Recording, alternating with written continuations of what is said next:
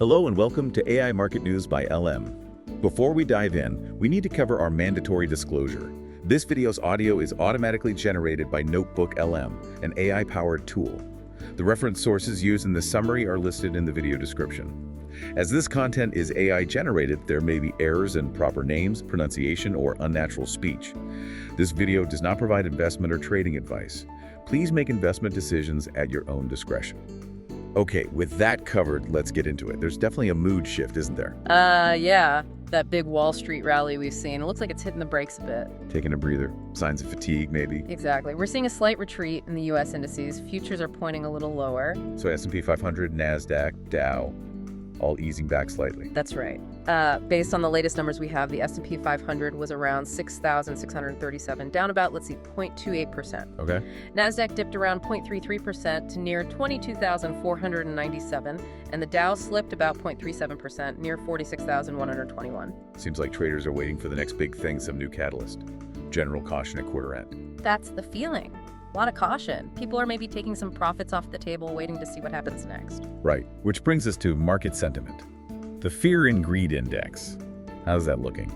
It gauges whether fear or, greed is driving things, right? Correct. And it's not just one thing. It pulls together several indicators. Like what exactly? Well, there's market momentum. That's the S&P 500 versus its 125-day average.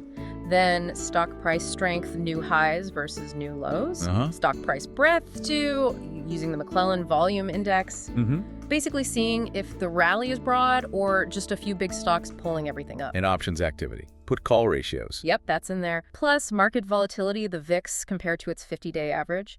And safe haven demand, like how stocks are doing versus bonds. Even junk bond demand, looking at yield spreads. And speaking of volatility, the VIX, it's jumped up a bit. It has, currently showing around 16.94, which is up 4.70%, definitely elevated. Is that just quarter-end hedging, or is there some real underlying nervousness there, maybe about the Fed? It's likely a mix. You always get some hedging as funds rebalance. But yeah, the rise also reflects some genuine uncertainty, especially with those mixed signals coming from the Fed we'll probably get into. Okay, let's look at specific stocks.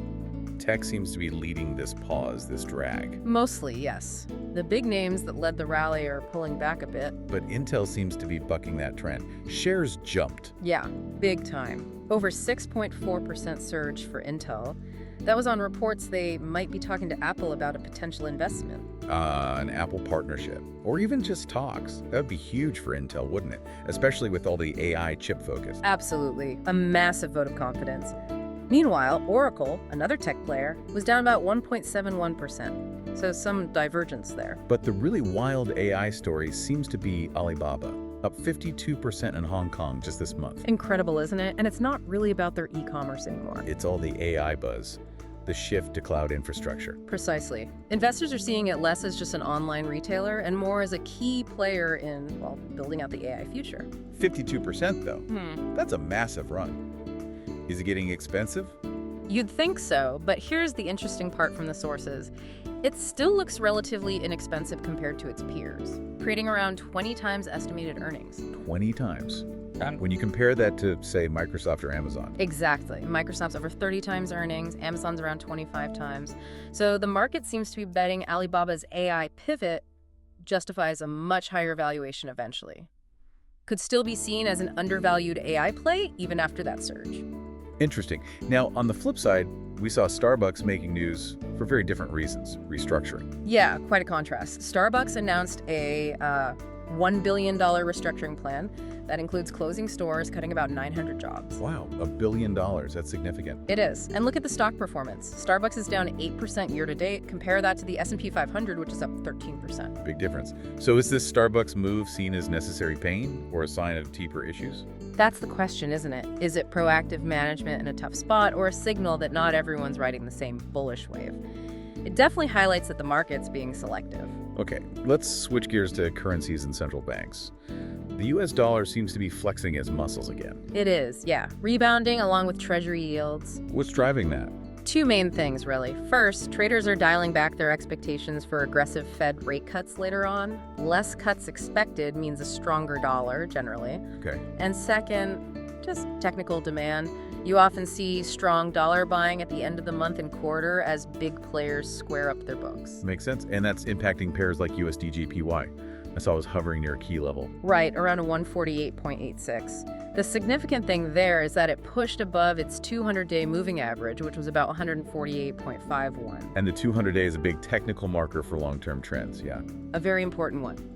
Breaking above it reinforces that dollar strength story. Now, the yen did get a brief boost from some hawkish-sounding minutes from the Bank of Japan's July meeting, talk of another hike.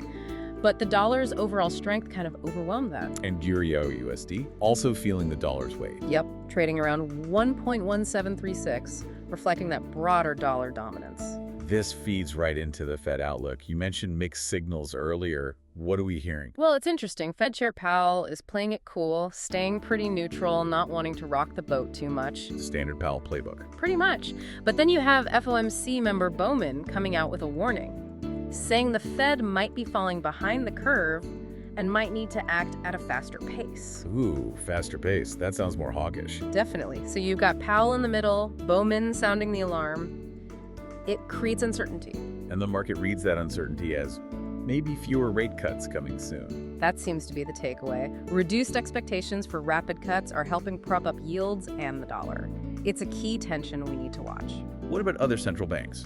Any major moves? The Swiss National Bank, the SNB, made their decision. They kept rates steady at 0.000%. Holding steady, so pausing their easing. Exactly. They said inflation pressures haven't really changed much, so no return to negative rates, but no tightening either, just a hold as expected. And the Bank of Japan, still the wild card. Very much so. There was talk from a former BOJ board member suggesting a rate hike could even happen at the October meeting, maybe a 50-50 chance between October and December. Really?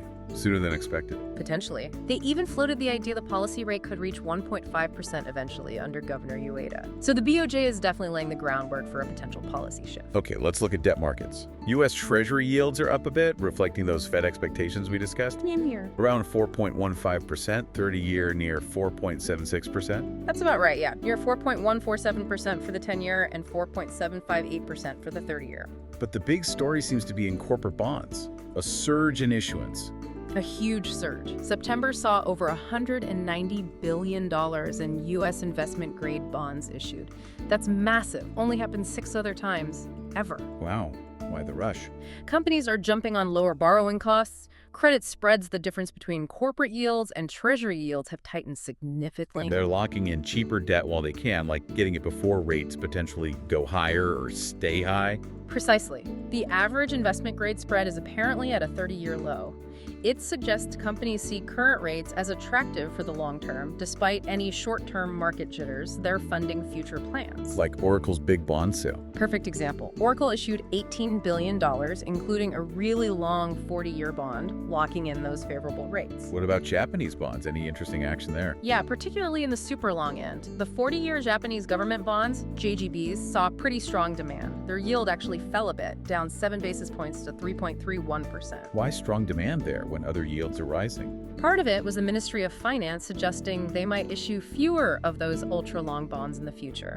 That proposed reduction helped stabilize the long end, even as shorter-term Japanese yields felt pressure from U.S. rates and that BOJ hike speculation. Okay, before we get to the calendar, there was something really cutting-edge mentioned in the sources. Quantum computing in bond markets. Yeah, this is pretty fascinating. HSBC reported a breakthrough using quantum computing with IBM. What did they do? They ran a trial applying it to predict European bond prices. And they improved accuracy by 34%. 34%? That's not a small improvement. Not at all. That's a potentially game-changing efficiency gain. Imagine better pricing, better hedging, less risk. It moves quantum from theory to, well, potentially practical application in finance. Exactly. It signals how powerful computation could really reshape how these complex markets work down the line. The next frontier, perhaps. Definitely something to keep an eye on. Okay, let's wrap up with the upcoming economic calendar. We're looking at investing.com data for today, Thursday, September 25th, U.S. time, which came out this morning. Right. At 8:30 a.m. Eastern, we got the final Q2 GDP number, came in at 3.3%. Okay. Also, initial jobless claims at 233,000. And durable goods orders for August, which actually dipped slightly, minus 0.3%. That durable goods dip, even if small, is another piece for the Fed puzzle. What else today? Later this morning, 10:00 a.m. Eastern, we get existing home sales for August. The number expected or last reported was around 3.96 million. And lots of Fed speakers later today too, right? Yes, a whole parade. Goolsbee, Schmid, Williams, Bowman, Barr, Logan, Daly. Their comments will be watched very closely given that policy divergence we talked about. Any key data points outside the U.S. coming up? We should watch for the Tokyo Core CPI data for September. That's out later today, U.S. time. Expected around 2.8% year over year. And looking further ahead, next week. The big one next week will be the U.S. jobs data coming out next Friday. That's always crucial for the Fed's thinking. Okay, so let's try to summarize this deep dive. We've got a U.S. equity rally pausing for breath, feeling cautious at quarter end. Right, but underneath, that AI theme is still driving huge capital flows like we see with Alibaba. Meanwhile, the U.S. dollar is strong, boosted by shifting Fed rate cut expectations, underlined by some hawkish comments from within the Fed itself. Yep, and corporations are taking advantage of tight credit spreads to issue a record amount of debt, locking in funding for the future. So the big picture seems to be strategic moves in AI and debt, happening against a backdrop of general market caution ahead of key economic data. That sums it up pretty well.